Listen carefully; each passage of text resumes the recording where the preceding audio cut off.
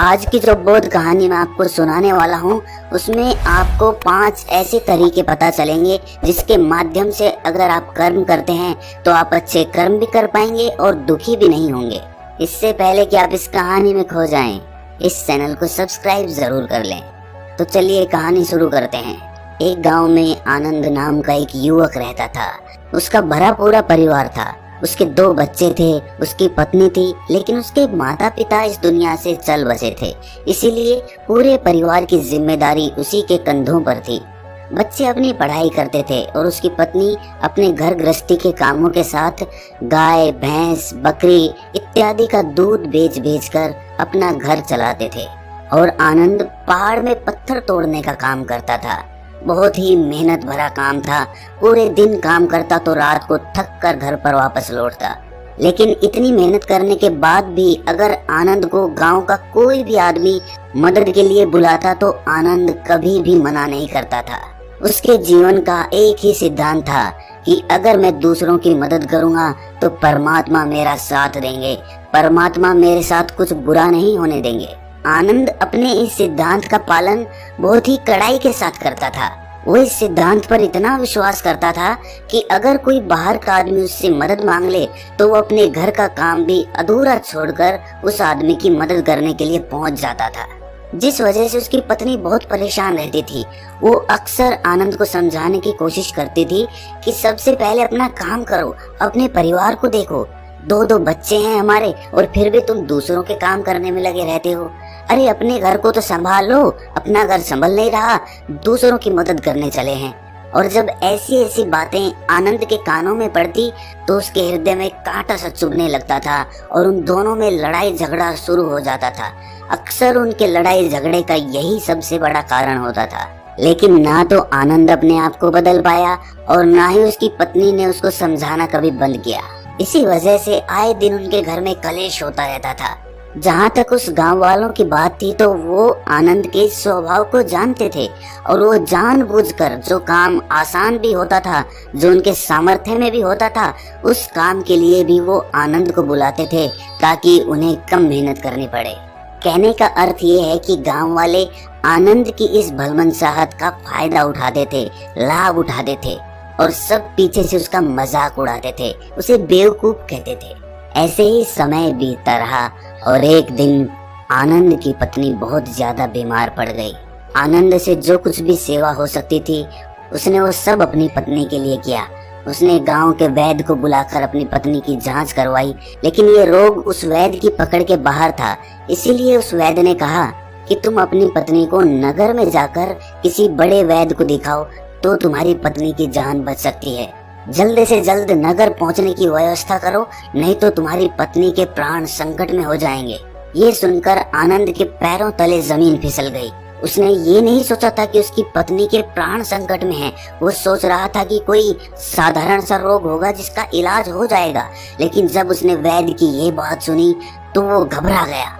अब पत्नी को नगर तक कैसे लेकर जाए, क्योंकि उसके पास इतना धन नहीं था कि वो अपनी पत्नी के लिए एक घोड़ा गाड़ी करके उसमें अपनी पत्नी को लेटाकर नगर में ले जा सके। उसकी पत्नी की हालत बिल्कुल चलने की भी नहीं थी, इसीलिए उसे नगर पहुंचाने के लिए किसी घोड़ा गाड़ी की जरूरत थी। संयोग से उसके पड़ोसी धन्नू के पास एक घोड़ा गाड़ी थी। वो अक्सर व्यापार के लिए अपनी घोड़ा गाड़ी नगर में लेकर जाया करता था। इसीलिए आनंद के मन में विचार आया कि मैं धन्नू की घोड़ा गाड़ी ले सकता हूँ। मैं धन्नू की इतनी मदद करता हूँ, कभी उसके काम को नहीं टालता, तो वो तो मेरे काम को कभी मना ही नहीं कर सकता। और यही सोचकर वो घोड़ा गाड़ी लेने के लिए धन्नू के पास पहुँच जाता है। लेकिन धन्नू बहुत ही चालाक इंसान था। वो बिना किराए के अपनी घोड़ा गाड़ी अपने सगे संबंधियों के लिए भी नहीं ले जाता था, तो आनंद की तो दूर की बात रही। जब आनंद ने उससे घोड़ा गाड़ी के बारे में पूछा तो उसने ये कहकर उसका ये काम टाल दिया कि मेरे घोड़े बहुत ज्यादा बीमार हैं, वो शायद बच भी मुश्किल से पाएंगे। 5 दिनों से वो कुछ नहीं खा रहे, तो ऐसे में बेचारा घोड़ा गाड़ी लेकर कहाँ नगर तक पहुँच पाएगा। हाँ, अगर तुम कुछ धन की व्यवस्था कर सकते हो तो मैं अपने एक मित्र की घोड़ा गाड़ी तुम्हारे लिए मंगवा सकता हूँ। ये सुनकर आनंद परेशान और चिंतित हो गया, क्योंकि उसके पास धन तो था ही नहीं। इसका मतलब उसकी पत्नी बड़े नगर में वैद्य के पास इलाज के लिए पहुंच ही नहीं पाएगी। उलझन भरे हुए विचार लिए हुए जब आनंद वापस आ रहा था तो उसने एक दिल को झंझोड़ देने वाला दृश्य देखा। उसने देखा कि धन्नु के घोड़े, जो धन्नु के अनुसार बीमार थे और कुछ खा भी नहीं रहे थे, वही घोड़े गांव का ही एक युवक उसकी बाड़ से खोलकर बाहर ला रहा था और गाड़ी में उसको जोत रहा था। ये देखकर पहले तो आनंद को कुछ समझ में नहीं आया। उसके बाद जब आनंद ने उस युवक से पूछा तो उसने बताया कि धन्नु ने ये घोड़ा गाड़ी उसे किराए पर दी है। ये सुनकर आनंद का दिल टूट गया। उसने कभी सपने में भी नहीं सोचा था कि उसका सबसे अच्छा मित्र धन्नु उसके साथ ऐसा कर सकता है। हालांकि ये इस बात पर दुखी होने का वक्त नहीं था, इसीलिए आनंद वहाँ से जल्दी से लौट जाता है और गांव के ही एक सेठ के पास जाकर कुछ धन उधार लेकर धन्नु को दे देता है। धन्नु अपने मित्र की घोड़ा गाड़ी मंगवा देता है, जिसके बाद वो अपनी पत्नी को वैद्य के पास नगर में ले जाता है। जब उसकी पत्नी का इलाज चल रहा था तो आनंद यही सोच रहा था कि एक वो दिन था जब धन्नु की बेटी बीमार हो गई थी और धन्नु यहाँ पर नहीं था, तो मैं पूरी रात वैद्य जी के पास उसके लिए बैठा रहा था, उसकी देख रेख की थी, उसकी सेवा की थी। इतने दिनों तक धन्नु नहीं आया था, तब मैं ही उसके परिवार की देख रेख किया करता था। हाय कैसा दुर्भाग्य है ये, जिसके लिए मैंने इतना कुछ किया उसने एक घोड़ा गाड़ी देने से मुझे मना कर दिया, और वो भी तब जब मेरी पत्नी जिंदगी और मौत के साथ खेल रही थी। कुछ देर बाद वैद्य बाहर आकर आनंद को एक बहुत बुरी खबर देता है। वो आनंद को बताता है कि उसकी पत्नी को कर्क रोग हो चुका है और इसका कोई भी इलाज नहीं है, उसके पास कुछ समय ही शेष बचा है। ये सुनकर आनंद दुखी होकर वहीं जमीन पर बैठ गया। उसकी पूरी दुनिया उजड़ने वाली थी और उसे कोई रास्ता नजर नहीं आ रहा था। कुछ समय बाद उसकी पत्नी चल बसी और अब दोनों बच्चों की जिम्मेदारी उसके कंधों पर आ गई थी। लेकिन यहाँ पर आनंद के सारे सिद्धांत टूट चुके थे, उसके सारे भ्रम खत्म हो चुके थे। अब उसके दिमाग में एक ही बात थी कि अच्छा कर्म करने से परमात्मा साथ नहीं देता, बल्कि बुरे लोग फलते फूलते हैं, और इस बात का मैं सबसे बड़ा गवाह हूँ। ये विचार अक्सर उसके दिमाग में चलते रहते थे और इसी वजह से उसका मन धीरे धीरे संन्यास्त हो गया, देश दुनिया से दूर हट गया। और एक दिन ऐसा भी आया जब वो अपने बच्चों को अपने रिश्तेदारों के पास छोड़कर इस देश दुनिया को त्याग कर एक सन्यासी बनने के लिए घर से निकल पड़ा। उसने गांव में किसी को कुछ नहीं बताया, किसी को नहीं पता था कि आनंद अचानक कहाँ गायब हो गया। सन्यास की दीक्षा लेने के लिए वो एक बौद्ध भिक्षु के पास पहुंचता है। बौद्ध भिक्षु उस समय ध्यान में बैठे हुए थे। ध्यान से बाहर आने के बाद वो बड़े ध्यान से आनंद के चेहरे को देखते हैं और उससे सन्यासी बनने का कारण पूछते हैं। इस पर आनंद उन्हें अपनी पूरी आप बीती सुना देता है और कहता है कि हे बंते, इस दुनिया से मुझे कुछ भी हासिल नहीं हुआ। मेरा मन इस दुनिया से विरक्त हो चुका है।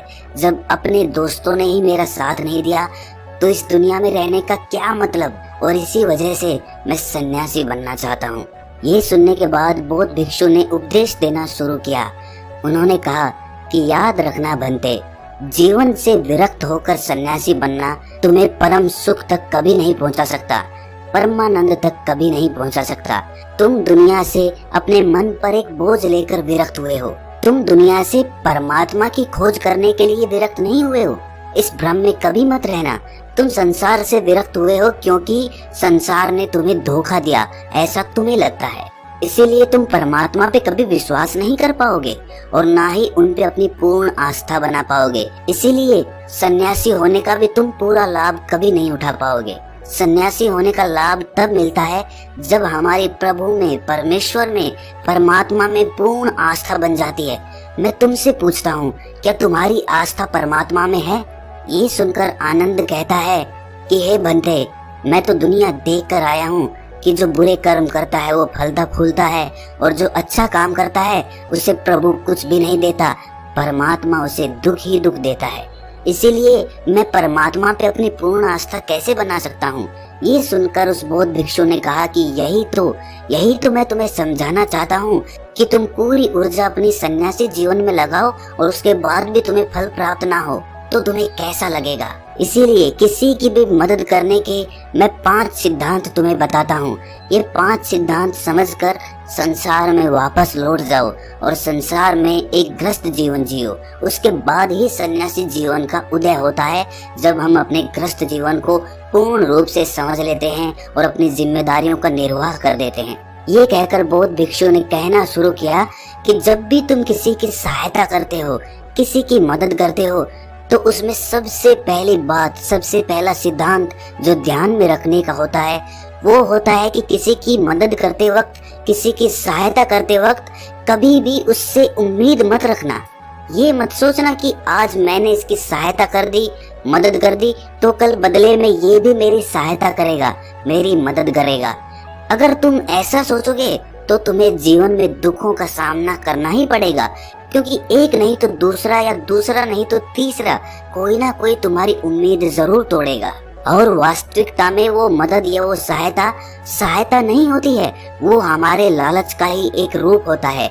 हम उसकी सहायता या मदद निर्भाव तरीके से नहीं कर रहे हैं। हमारे मन में लालच का भाव है, हमारे मन में बदले का भाव है।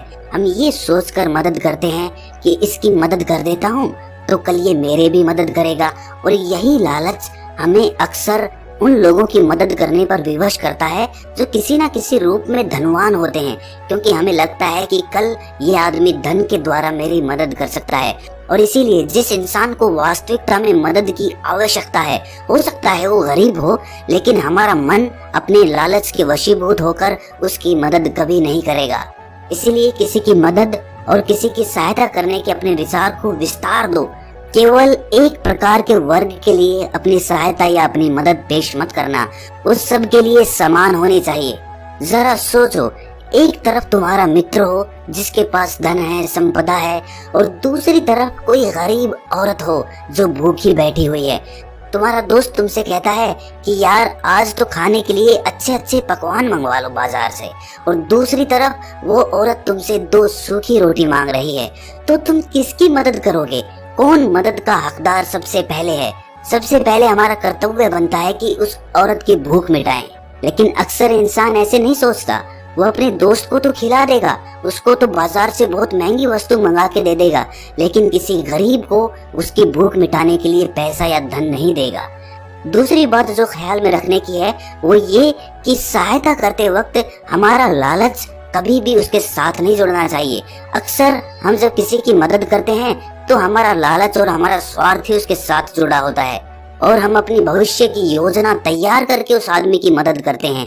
हम ये सोचते हैं कि अगर मैं इसका ये काम करूंगा तो भविष्य में ये आदमी मेरा वो काम पूरा कर देगा, और वो सहायता, वो मदद बिल्कुल भी परमात्मा के द्वार को नहीं खटखटाती, क्योंकि वो लालच है। जाहिर है आप अपने आप को धोखा देने के लिए अपने लालच को एक सहायता, एक मदद का रूप दे रहे हैं। तीसरी बात जो ख्याल रखने की है वो ये कि अपने सामर्थ्य के हिसाब से दूसरे की मदद करो। कभी भी एक ग्रस्त आदमी को किसी की इतनी सहायता नहीं करनी चाहिए जिससे कि उसका परिवार और उसके बच्चे कष्ट में जीवन बिताएं। सबसे पहला फर्ज हमारा होता है अपने परिवार को सुखी रखना, उनकी जरूरतें पूरी करना, और उसके बाद दूसरों की मदद करना आता है। लेकिन कुछ लोग दूसरों की मदद पहले करते हैं और अपने परिवार को तवज्जो कम देते हैं, जिससे कि परिवार में लड़ाई झगड़े आए दिन पनपते रहते हैं, और ये सब हम समाज में देखते रहते हैं अपने आसपास। अगली बात जो ख्याल में रखने की होती है वो ये कि अपना कर्म, अपनी जिम्मेदारियां पहले निभानी होती हैं। हम अपना कर्म, अपना काम छोड़कर पहले दूसरों की मदद करने के लिए चले जाते हैं, और जब दूसरा बदले में हमारी मदद नहीं करता तो हमारा दिल दुखी हो जाता है। हम सोचते हैं कि मैंने तो अपना काम छोड़कर उस आदमी की मदद की थी और वो आदमी मेरी मदद ही नहीं कर रहा है। इसीलिए अपना कर्म सर्वोपरि, अपना कर्म सबसे ऊपर, क्योंकि वही काम करने के लिए इस दुनिया में हमारा जन्म हुआ है। और सबसे आखिर में जो बात समझने की है वो ये कि परमात्मा की मर्जी से ही सब कुछ होता है। हमारा कर्तव्य है अपने कर्म को करते जाना। करनी धरनी तो ऊपर वाले के हाथ में है, इसीलिए जो कुछ भी होता है सब ऊपर वाले पे छोड़ दो। अगर तुम्हें कोई धोखा भी देता है तो ये समझ के चलो कि वो सब ऊपर वाले की करनी होती है। आप ये मान के चलो कि मैं करता नहीं हूँ, मैं तो एक माध्यम हूँ, करवाने वाला तो वो है। उसके सामने किसकी मर्जी चली? जब ये आस्था, ये विश्वास हमारे मन में पनपने लगता है तो हमारी सारी शिकायतें दूर हो जाती हैं, क्योंकि इस दुनिया में जो भी होता है अच्छे के लिए होता है, जो भी हो रहा है अच्छे के लिए हो रहा है, और जो भी होगा अच्छा ही होगा। चाहे हमारी बुद्धि आज वर्तमान में इस सिद्धांत को ना समझ पाए, लेकिन जीवन में कभी ना कभी किसी ना किसी मोड़ पर आपको जरूर ये एहसास होगा कि जो हुआ था वो अच्छे के लिए ही हुआ था। इसीलिए सारी शिकायतें दूर कर दो और बस अपना कर्म करते जाओ, अपने ग्रस्त जीवन को पूर्ण रूप से जी लो, और उसके बाद ही सन्यासी जीवन की नींव होती है। इसके बाद बौद्ध भिक्षु ने आनंद को कहा कि वापस अपने गांव लौट जाओ, अपनी बेटियों को वापस लेकर आओ, उन्हें पालो पोसो, अपने बच्चों को वापस लेकर आओ, दूसरी शादी कर लो, लेकिन बच्चों का पालन पोषण अच्छे तरीके से करो। ये सुनकर आनंद अपने बच्चों के साथ अपने गांव में वापस लौट आता है। गांव में किसी को खबर नहीं थी कि आनंद कहाँ पर गया हुआ था और वो क्या ज्ञान लेकर वापस लौटा है। लेकिन अगले दिन सुबह सुबह गांव वालों ने आनंद के चेहरे पर एक अलग ही आनंद, एक अलग ही आभा पाई। तो दोस्तों, कैसी लगी आपको ये कहानी कमेंट सेक्शन में जरूर बताना, और अच्छी लगी तो इस चैनल को सब्सक्राइब जरूर कर लेना।